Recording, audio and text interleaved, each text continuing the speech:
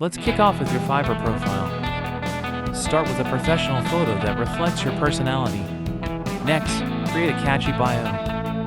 Highlight your skills and what you can offer. Don't forget to list your services. Be specific and use keywords that buyers might search for. Visuals matter. Use high-quality images to showcase your work. Finally, set competitive pricing that reflects the value you bring. Now, it's time to hit publish and make your profile live. You're ready to welcome your first client. Now that your profile is live, promote your services on social media. Share the link. Join Fiverr communities and engage with potential clients, showcasing your expertise.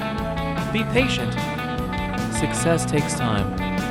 Keep improving your profile based on feedback. Consider offering a limited time discount to attract your first clients. Reach out personally to those who might find your skills useful. Soon enough, you'll land that first order. Celebrate your achievement and keep pushing forward.